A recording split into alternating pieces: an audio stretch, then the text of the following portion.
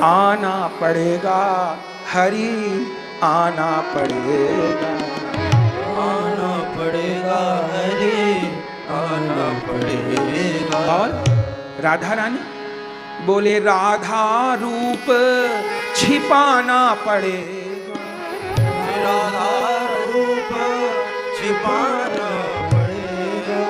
श्री जी का रूप प्रकट न हो, क्योंकि कलिकाल में सब अधिकारी नहीं है, तो राधा रानी को भीतर लेके आना। हृदय राधा रानी का हो, देह आपका हो। श्री राधा रूप छिपाना पड़ेगा, श्री राधा रूप छिपाना पड़ेगा। बोले राधा रानी का रूप छिपाना है तो प्रभु, अब प्रभु का संवाद होता है ना द्वैताचार्य जी से, तो प्रभु बोले कि मैं फिर श्री राधा के बिना ही आ जाता हूं। द्वैताचार्य जी ने कहा नहीं नहीं, क्यों? बोले राधा प्रेम लुटाना पड़ेगा, राधा प्रेम लुटाना पड़ेगा। अरे राधा रानी के बिना काम नहीं चलेगा, क्योंकि प्रेम तो श्री जी का सबको देना है।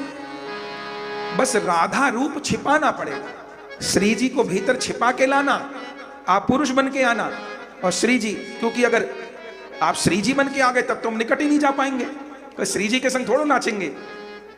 तो हो ये कि श्री जी भीतर छिपी हो, आप पुरुष बने रहो, हमको पता होगा ये राधिका है, हम संग में नाचेंगे, गाएंगे, आनंद करें। गुरुदेव का भी तो यही रूप है, भीतर से गुरुदेव सखी हैं पर रूप उनका पुरुष का है, भीतर वे सखी हैं। यदि स्त्री शरीर होता तो कितनी मर्यादा हो जाती, लेकिन पुरुष शरीर धारण किया ताकि अधिक से अधिक जन से संपर्क हो सके। स्त्री शरीर की कहीं ना कहीं मर्यादा है, तो पुरुष शरीर धारण किए कि अधिक से अधिक जन से संपर्क हो सके, कहीं भी जा सके, कहीं भी रह सके, कुछ भी कर सके। लेकिन भीतर से तो गुरुदेव भी सखी हैं, राधा दासी हैं। ऐसे गौर हरि भीतर से राधा रानी है, तो बाहर से गौरांग बने, भीतर से तो गौरांगी है, बाहर से गौरांग बने।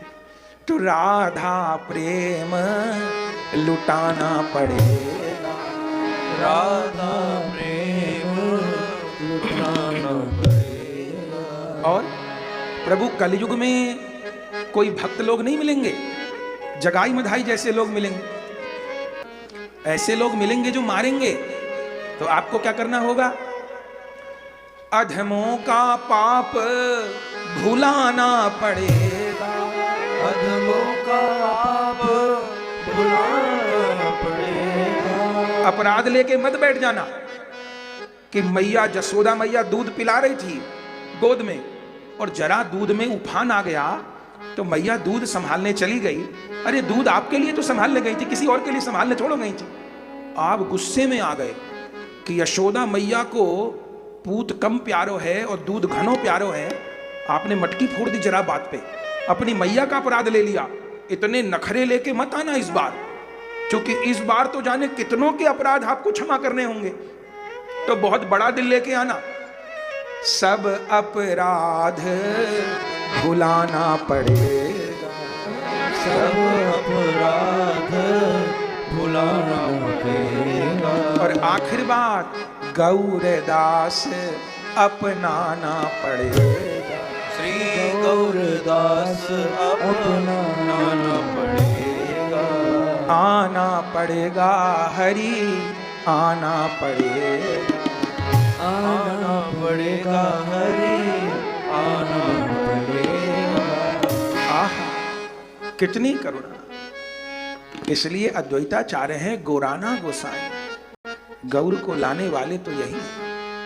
वहीं गंगा तट पे तुलसी और गंगा जल से शालिग्राम जी की आराधना करते हैं। वो शालिग्राम बाबला में विराजमान है, हम लोग परसों दर्शन करेंगे जब जाएंगे। उन शालिग्राम पर श्री अद्वैताचार्य जी के प्रेमाश्रु गिरे हुए हैं, तो शालिग्राम में छिद्र हो गया है, अद्वैत के आंसू से शालिग्राम में छिद्र हो गया है। शालिग्राम की पूजा की है गंगा तट पे, और बस रो रो के आना पड़ेगा, आना पड़ेगा। अब पुकारते पुकारते मूर्छित हो गए, देह की सुधि नहीं रहती थी। तब एक दिन पुनः गुरुदेव आए और गुरुदेव ने आज्ञा की, हे अद्वैत आप विवाह कर लो। अद्वैताचार्य जी ने कहा, गुरुदेव मैं तो यहाँ गंगा तट पे महाप्रभु को पुकार रहा हूं और विवाह से क्या प्रयोजन है। माधवेंद्रपुरी पाद ने कहा कि आपकी वंश परंपरा के द्वारा महाप्रभु की भक्ति का प्रचार प्रसार होगा, इसलिए पंच तत्व में दो की वंश परंपरा है, नित्यानंद प्रभु जी की और अद्वैत प्रभु जी की, और दोनों परंपराएं अभी तक विद्यमान हैं।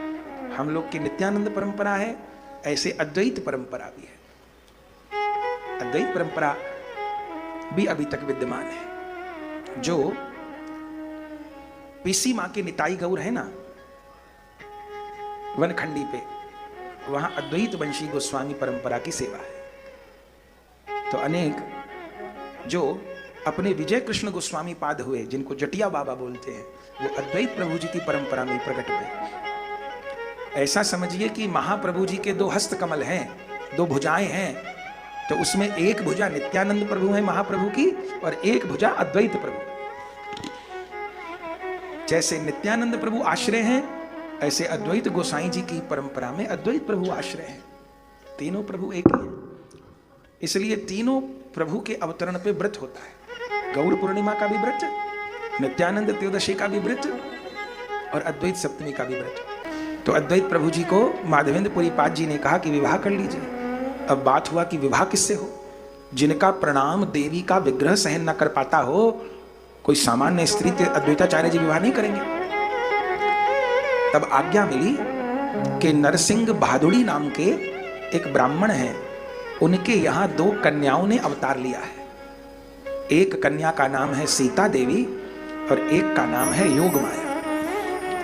ये सीता देवी और योग माया कौन है? सीता देवी तो साक्षात लक्ष्मी जी हैं और योग माया साक्षात पार्वती जी हैं, और दोनों बहन हैं। इनमें जो योग माया है, ये तो नरसिंह भादुड़ी गंगा स्नान करने गए सवेरे, तो उनको कमल पर कन्या मिली थी। अद्वैताचार्य जी के भी दो विवाह हैं, सीता देवी और योग माया जी से है नरसिंह भादुड़ी की कन्या, लेकिन उनमें जो योग माया है वो तो अयोनिजा है। उनको स्नान करते गंगा जी में कमल पत्र से मिली थी। तो आदेश हुआ कि उन नरसिंह भादुड़ी जी को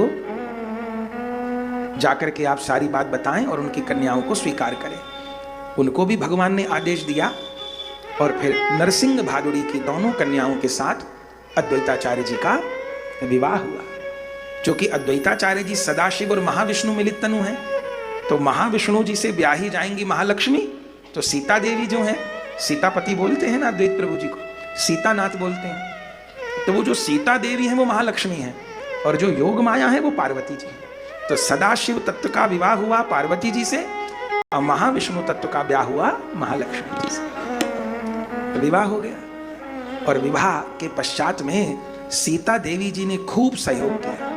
अद्वैताचार्य जी को पहले तो लगता था कि मेरी आराधना में कहीं कुछ कमी ना आ जाए, लेकिन सीता देवी जी ने तो पूरा निश्चिंत कर दिया। अब वो तो महालक्ष्मी जी, तो अद्वैताचार्य जी को कोई आमदनी हो, आय का साधन हो, उसके लिए कोई प्रयास नहीं करना पड़ता। लक्ष्मी जी जहाँ विराजेंगी तो वहाँ धन धान्य की कमी थोड़ी रहेगी। वह अद्वैताचार्य जी तो गंगा तट पे बैठ करके बस अवतार लो अवतार लो अवतार लो अवतार लो, यही करते हैं। फिर अद्वैताचार्य जी के पुत्र का जन्म हुआ। सीता देवी जी के यहाँ अद्वैताचार्य जी के कई पुत्र हैं, उनमें बड़े और प्रधान पुत्र हैं अच्युतानंद जी, अद्वैताचार्य जी के पुत्र हैं। इन्हीं से आगे अद्वैत वंश की परंपरा बड़ी है।